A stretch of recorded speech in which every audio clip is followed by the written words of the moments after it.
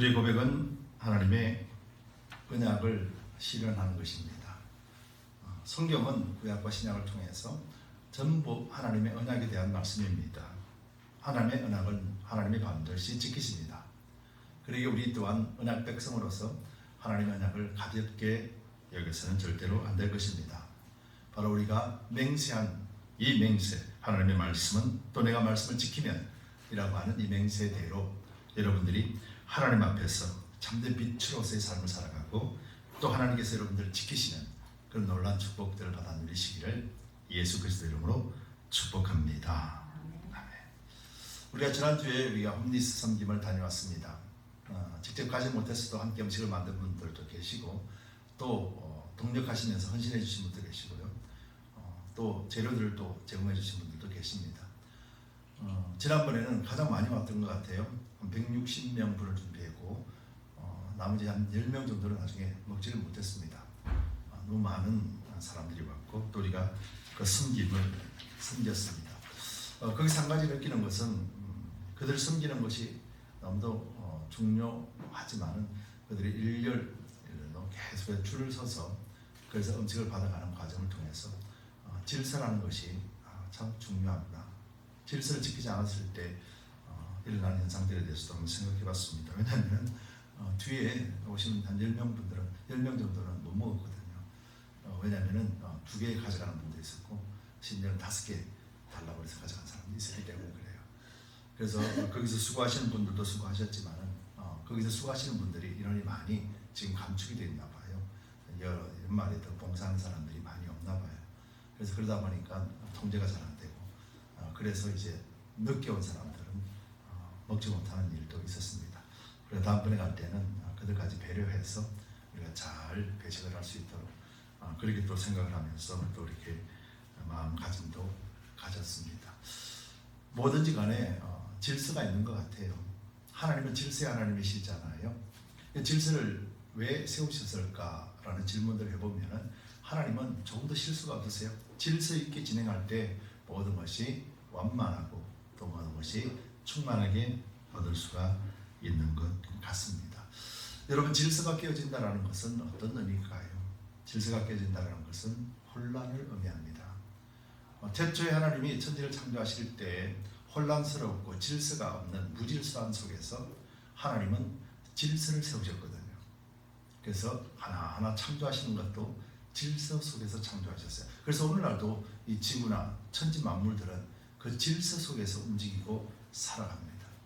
심지어는요, 짐승들도 그런 질서 가운데서 살아가게 돼요.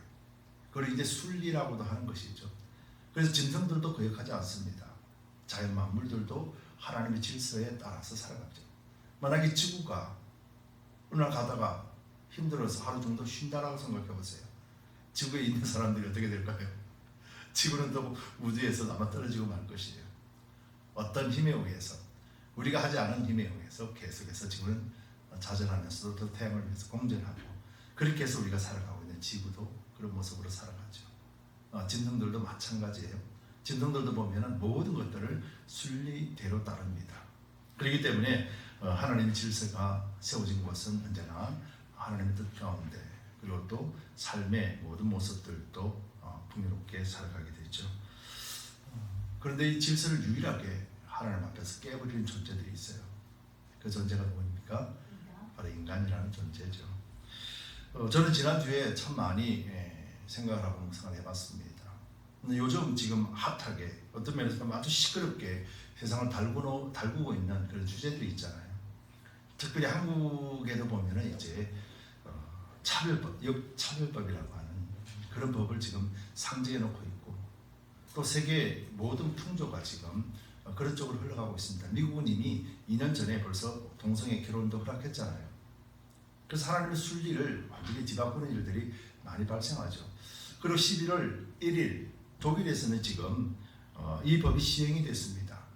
독일에서는 이제 14세부터 해서는요, 성별을 스스로 선택할 수 있습니다.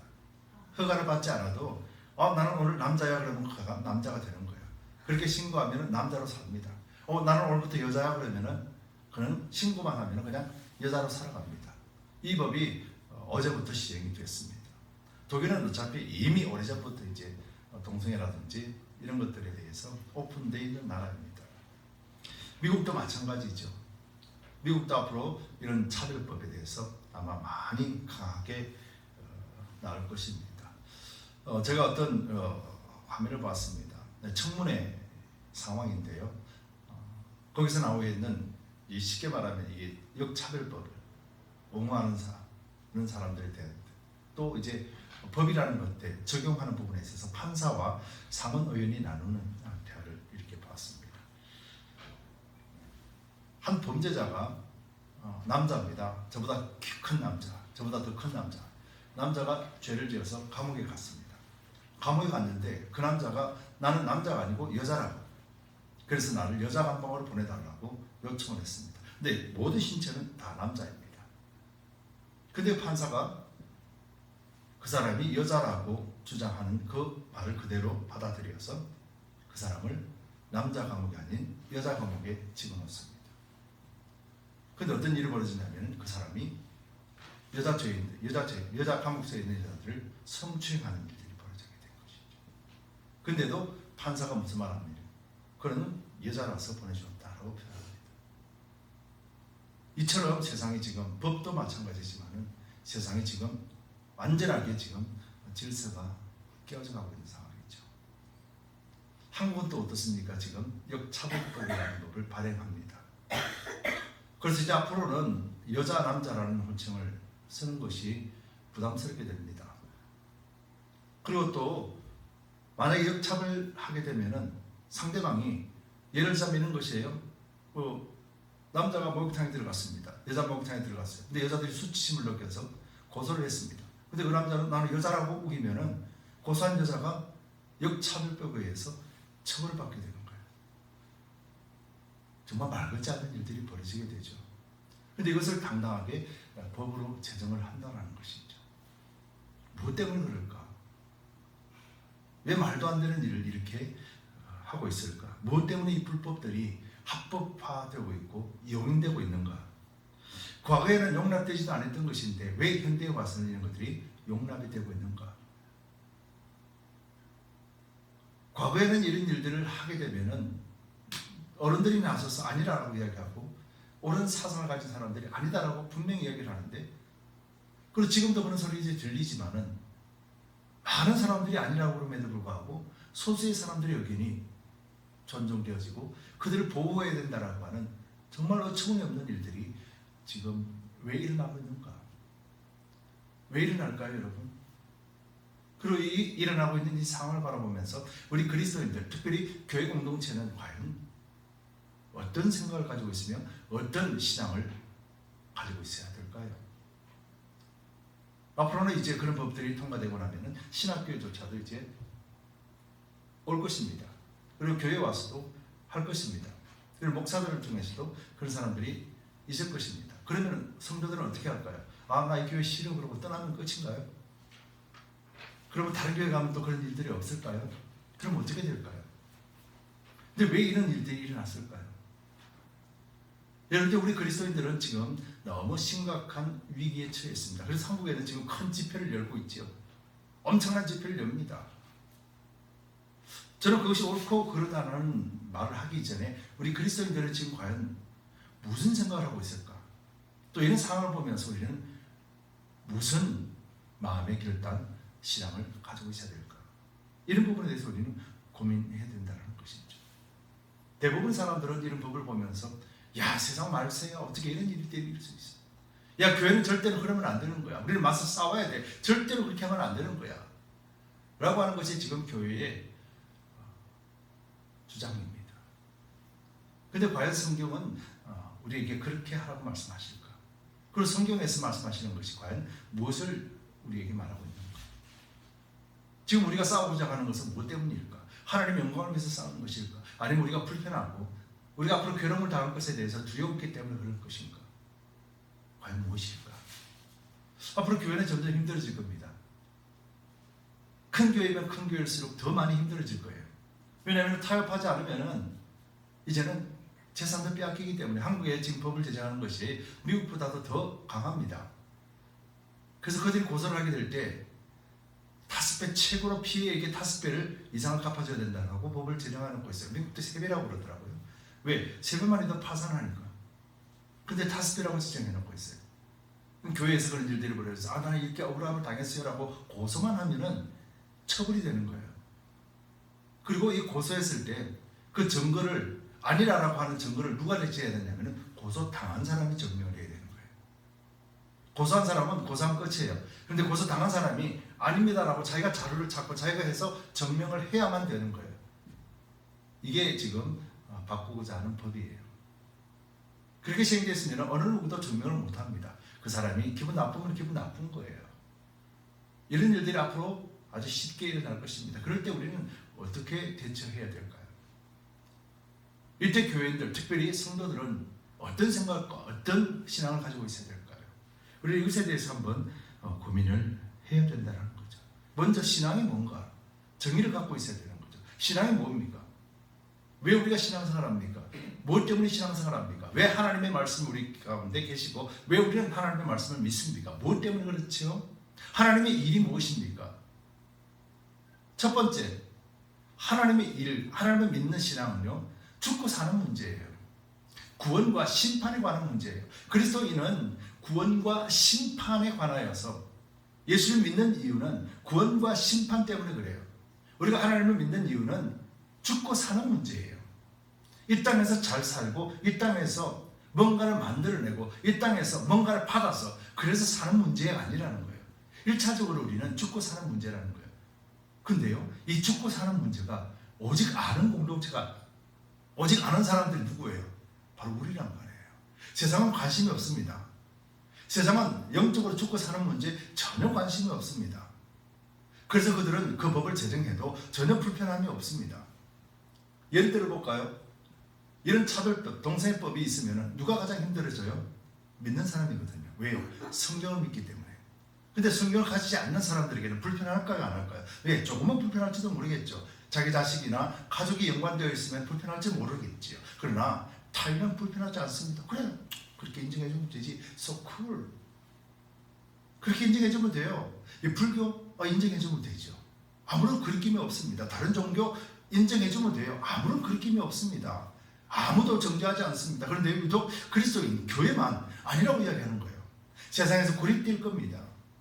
근데 이 고립이 됐을 때 우리 그리스도인들은 과연 무엇을 보고 나가겠습니까? 그냥 우리 눈 감아주면 됩니다. 아, 그래요, 맞습니다라고 하면은 교회는 유지됩니다. 아, 그래요, 받아들이면은 교회는 유지됩니다. 건물 안 뺏겨도 됩니다. 고소 안 당해도 됩니다. 앞으로 그런 교회도 나올 거라는 거예요. 그럼 우리 교회는 어떻게 할까요? 우리 교회는 그걸 받아들이면서 그렇습니다. 하나님 사랑입니다. 그럼요, 물론 그렇게 해야죠. 이렇게 하는 것이 옳을까요? 근데 이런 일들이 있을 때 우리는 어떻게 해야 될까? 여러분, 이것이 오늘 이 시대에 우리에게 주는 숙제입니다. 여러분들 어떻게 대처하겠습니까? 도망가시겠습니까? 어떻게 대처하시겠습니까?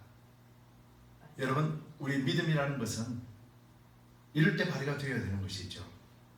그래서 그 믿음 때문에 우리 목숨을 빼앗긴다 할지라도 그 믿음을 끝까지 지켜내는 것이 신앙생활의 근본이에요. 죽고 사는 문제라고 그랬잖아요. 우리 영생을 얻기 위해서 예수 그리스도를 믿습니다. 그리고 믿음으로 인해서 우리는 구원을 얻었다라고 늘 이야기를 합니다. 그런 문제가 다가왔을 때 우리는 그 영생을 포기할 것인가? 이 땅에서 죽음을 두려워하고 그것을 포기할 것인가? 우리에게는 이 문제만 남아있는 거예요. 여러분, 그렇다면 우리는 마음껏 하나님을 섬기고 마음껏 하나님 앞에 자유자로 삶을 살 수 있는 유일한 길이 무엇이겠습니까? 바로 하나님을 바르게 믿는 것이죠. 여러분, 예수님은 하나님의 일을 하셨어요. 그렇죠? 하나님의 일, 예수님에 대하여서 하나님의 일이 뭡니까? 예수님에 대하여서 하나님의 일이라는 것은 나를 위하여서 십자가에 죽으시는 것이었어요. 이것이 하나님의 일이었어요. 하나님의 일은 예수님이 십자가의 죽음으로 말미암아 강동원을 구원하시기 위함이었어요. 여러분들 구원하기 위함. 그렇다면 강동원의 하나님의 일은 무엇이에요? 강동원의 하나님의 일은 무엇일까요? 예수 그리스도의 십자가가 나를 위해서 죽으셨다는 것을 믿는 거예요. 그래서 요한복음 6장 29절에는 하나님의 일은 바로 예수를 믿는 것이라 라고 말씀하고 있습니다. 그래서 예수님을 믿는 것은 아버지를 믿는 것이에요. 근데 무엇을 믿어요? 아버지가 예수를 십자가에 죽게 하셔서 우리를 구원하시기 원하셔서 그 일을 행하신 것, 예수님이 하나님의 뜻, 아버지의 뜻을 따라 그 일을 이루신 것, 이것이 예수님이 하나님의 일이에요. 그럼 우리에게 일은 바로 그 예수님이 나를 위해서 죽으셨다는 것을 믿는 것이 하나님의 일이에요. 하나님의 일을 모르고 우리가 어찌 하나님의 일을 할 수 있겠습니까? 즉 모든 신앙의 근본은, 하나님을 믿는 근본은 예수 그리스도의 십자가를 통하여서 나를 구원하신 그 사실을 믿음으로 받는 거죠. 그래서 이제부터 우리는 믿음의 삶을 사는 거예요. 믿음의 삶이 무엇입니까? 세상과는 다른 관점으로 살아가는 것이죠. 믿음이라는 것은 예수님의 말씀하신 것, 그리고 오늘날 사회 현상을 바라보면서 라고 차는 것이 아니라, 이런 시기에 하나님이 왜 이런 것들이 우리에게 보여주게 되었을까? 한 가지 질문 드릴게요. 하나님이 힘이 없으셔서, 하나님이 능력이 없으셔서 지금 내버려 두고 계신가? 여러분 어떠세요? 하나님이 능력이 없으셔서 이런 악한 것들을 그냥 보고 계시나요? 하나님이 능력이 없으셔서 이스라엘이 멸망을 당했나요? 하나님이 능력이 없으셔서 솔로몬 왕국이 무너졌는가요? 무엇 때문에 그럴까요? 여러분 우리는 여기서 하나님이 왜 이 일을 하셨는가, 왜 예수 그리스도를 십자가를 죽게 하셨는가, 그 이유에 대해서 우리는 분명히 알아야 되는 거예요. 무엇 때문에 그래요? 이 땅은 구원하시기 위함이에요. 우리를 구원하시기 위해서요. 무엇 때문에요? 우리가 아담의 이후로 죄로 인하여 사망 선고가 내려졌기 때문에요. 그럼 이 땅은 소망이 없는 땅이요, 사망 선고가 내려진 땅임을 전제가 되는 것이 우리 신앙의 기본이잖아요. 그럼 이 땅에서 그런 일들이 일어나는 것이 당연한 것이에요. 지금 세상에서 일어나는 일들이 왜 이럴까가 아니라, 세상은 이미 심판받기로 작정되어 있는 악함이 충만한 곳이기 때문에요. 이런 일들이 일어나는 거예요. 그렇다면 왜 이런 일들이 지금 일어났을까? 2024년을 지나고 있는 지금 이 시기에 왜 일어났을까? 여러분 여기서 잘 보시면은 하나님이 아브라함을 택하시고 가나안 땅을 바라보면서 너희는 이제 애굽 땅에 들어가서 400년간의 종살이를 할 것이다. 그리고 그 종살이가 끝날 무렵에 내가 그들을 데리고 나올 것이다.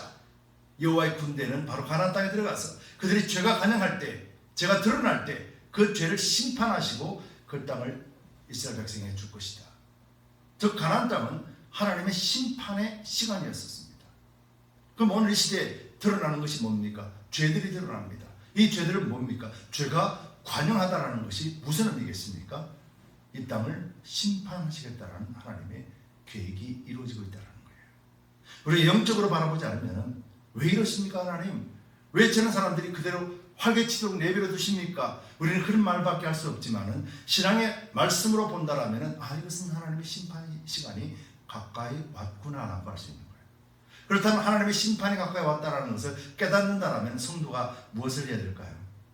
바로 하나님을 믿는 믿음, 그 바른 믿음을 지켜내고 우리가 바른 길 걸어가기로 계속해서 결단해야 되는 거죠.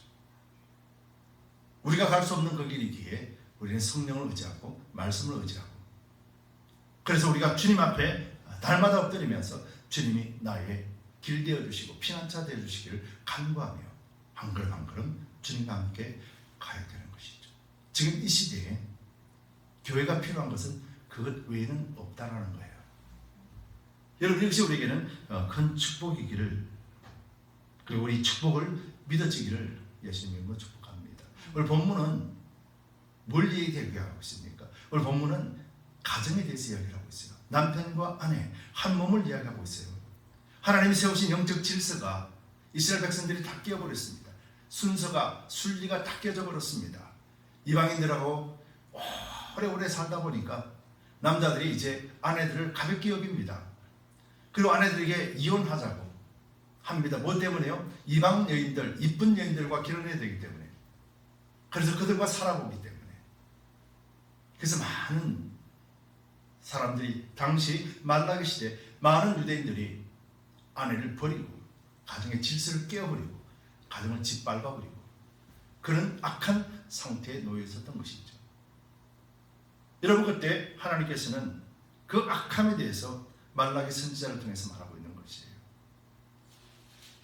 그러면서 그 악한 데에서 그 악한 모습대로 하나님 앞에 예배드리러 나오는 그 예배 하나님이 안 받으신다는 거예요.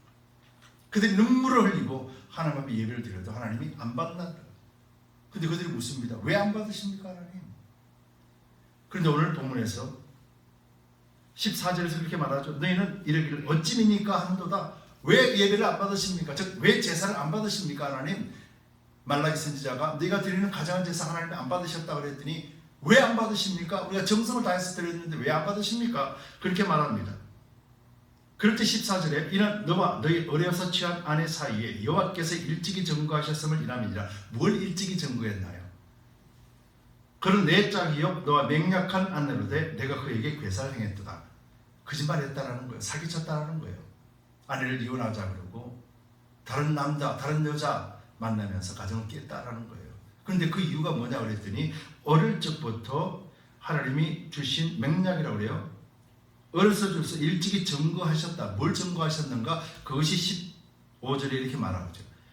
여호와는 영이 유효하실지라도 오직 하나를 짓지 아니하셨느냐? 어찌하여 하나만 지으셨느냐? 이는 경건한 자손을 얻고자 하심이라. 그러므로 내 심령을 삼가지켜 어리서 취한 아내에게 괴사를 행치 말지니라. 이게 지금 이유예요. 근데 하나님 뭐라고 말씀하세요? 여호와는 영이 유효하실지라도, 쉽게 말하면 하나님 영이시기 때문에요. 하나님 뭐든지 다 만드실 수 있는 분이라는 거예요. 창세기에 넘어가는 거예요. 지금 창세기 얘기하는 거예요.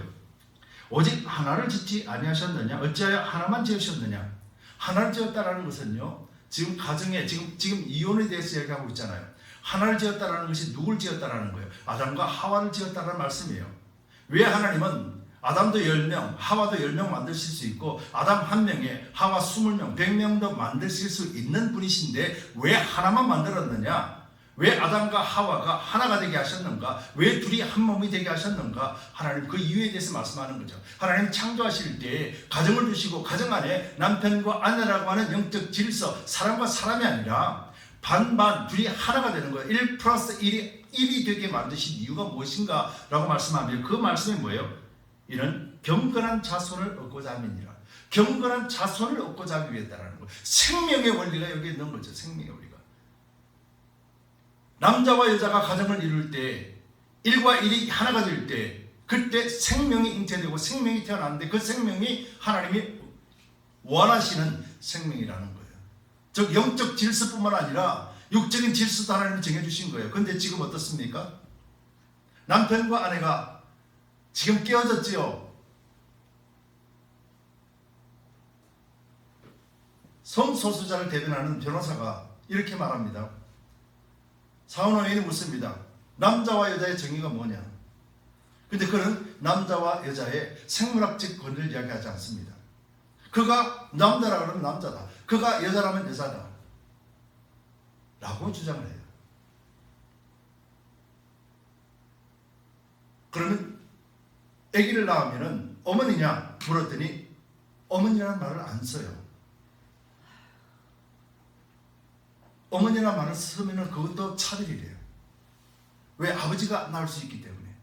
왜 그런 줄 아십니까? 여자가 남자로 성전환 수술을 해도 그 속에는 아이를 잉태할 수 있는 몸의 구조를 가지고 있으니까. 그래서 남자가 아이를 낳아도 어머니라 부르는 것이 차별이라는 거예요. 그들의 주장이 이거예요. 지금 하나님께서 뭐라고 그러셨어요? 하나를 만드셨다고 그랬어요. 아담과 하와를 하나로 만드셨다고 그랬어요. 남편과 아내를.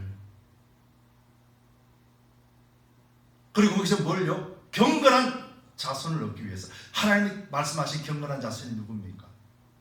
경건한 자손이 누굽니까? 궁극적으로는 이스라엘 백성들입니다. 궁극적으로는 하나님이 선택한 백성들입니다. 그런데 이 광범위하게 보면은 경건한 자손이 누굽니까?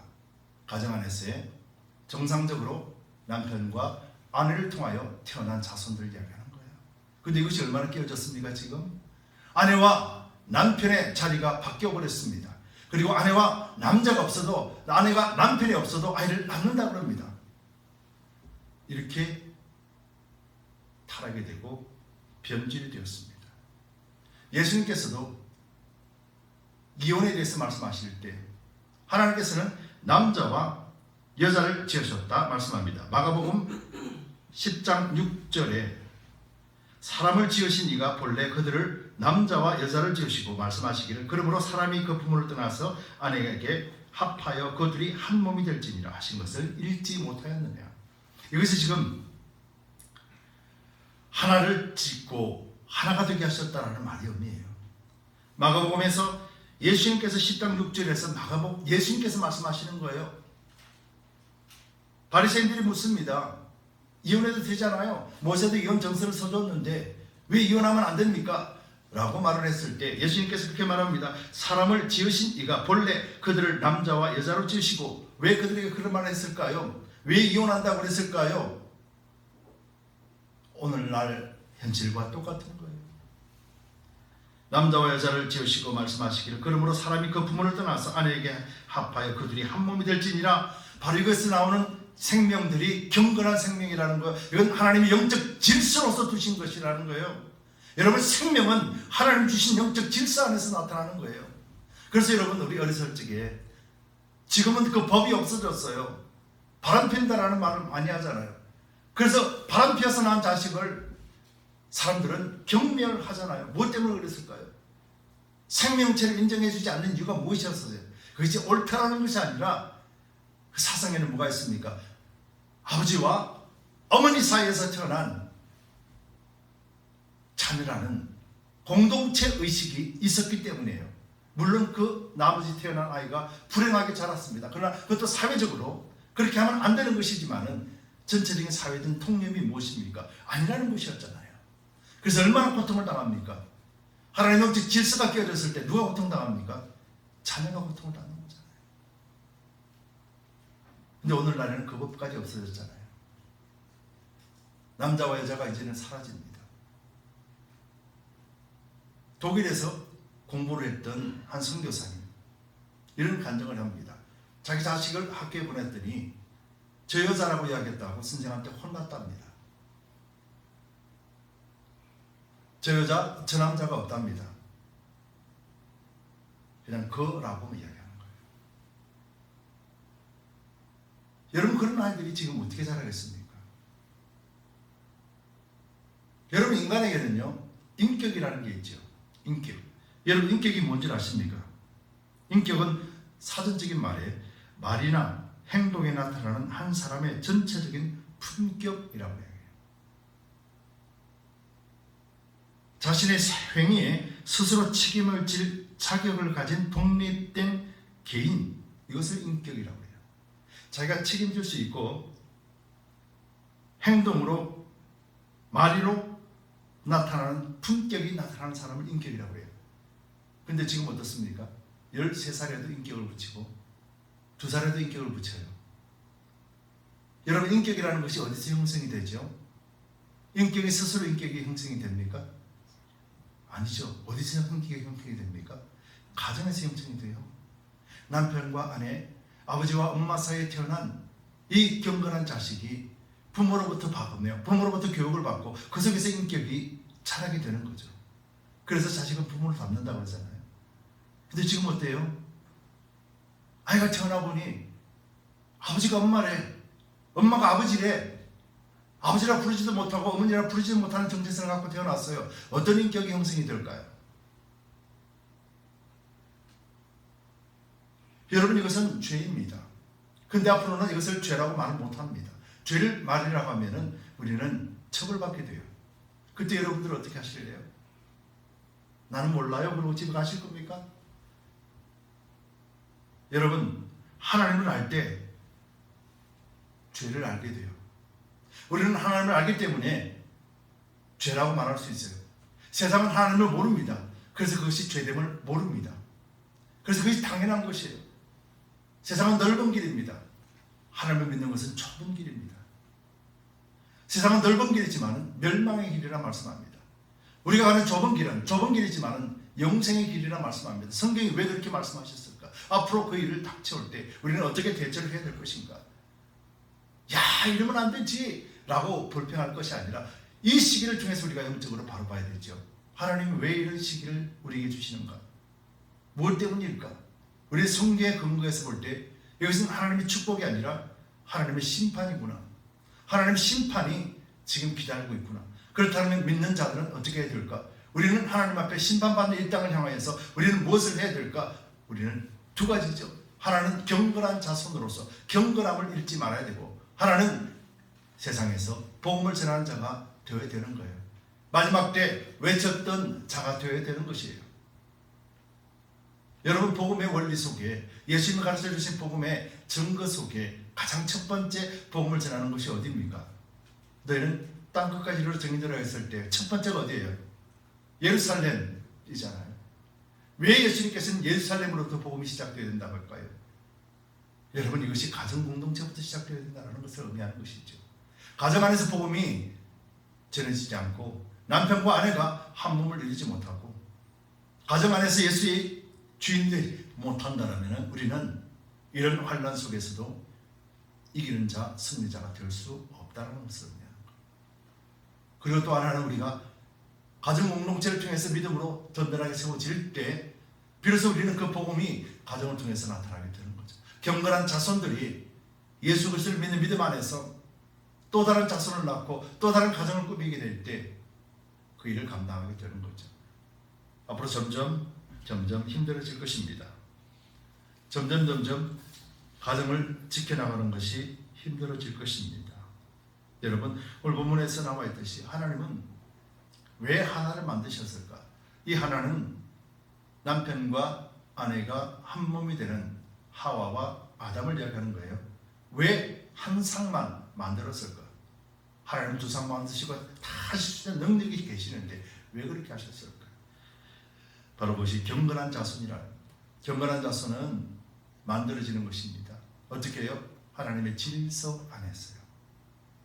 그런데 우리 세상은 하나님의 질서가 완전하게 깨어지고 있습니다.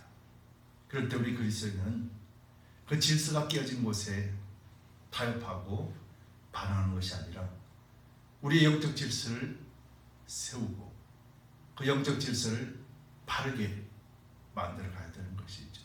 그리고 영적 질서가 우리 자녀들에게도 믿음의 유산이 되어져서 그들이 지금 이 시대보다 더 악한 시대에 살 것인데 그들에게 믿음의 유산 외에 우리가 무엇을 전해주는 것이 옳은가 하는 것에 대해서 우리는 생각을 해야 됩니다. 사회가 그런데 어떻게 해? 세상이 그러지 않아? 세상 법이 그런데 어떻게 해? 그것이 아니에요. 우리는 심판과 구원에 많은 문제입니다. 저 여러분들은 이제 그리스도 안에서 구원 얻은 자이기에 그 구원을 끝까지 이루어야 되는 존재라는 사실도 우리는 잊어서는 안 됩니다. 성령 안에서, 말씀 안에서, 신앙 안에서, 믿음 안에서 우리는 그것을 이겨나가야 되고 교회 공동체는 바로 이 일을 힘껏 지켜주는 공동체입니다. 교회를 떠나서는 살 수 없는 이유가 여기에 있는 거예요. 팬데믹을 통하여서 교회를 떠난 삶이 어떤 삶인가 우리는 분명히 묵도했습니다. 죄로 인하여 빨리 떠나가는 모습을 우리는 묵도했어요. 교회는 건물을 짓고 사람을 끌어모으는 집단이 아닙니다. 교회는 예수님이 머리가 되시고 우리가 지체요 한 몸을 온전하게 이룰 때 세상을 대적하고 세상을 이기고 예수의 전신갑주를 입을 때 우리는 세상에서 세상이 감당치 못하는 그런 믿음의 소유자가 됩니다. 초대교회 많은 그리스도인들이 죽음의 길에 놓였습니다. 십자가의 체험과 그리고 또 기름에 데워지고 잘리는 죽음 앞에서도 그들은 그리스도인임을 주저하지 않았고 담대했던 이유가 구원과 심판에 대하여 명확하게 알고 믿었기 때문입니다. 여러분, 이 시대는 우리에게 요구되는 것이 바로 이런 믿음이라는 사실을 우리가 잊지 말고, 이 믿음은 하나님 우리로 하여금 이 땅을 사는 모든 세월 동안 우리로 하여금 하나님의 백성, 하나님의 자녀가 될 수 있게 하시기 위하여 하나님 주신 권능이요 선물임을 잊지 말고 우리가 믿음으로 승리합시다. 그리고 세상을 바라보면서 믿음 안에서, 오직 주님 안에서만 거하는 그런 복을 마음껏 받아 누리시기를 예수 그리스도 이름으로 축복합니다. 기도합시다.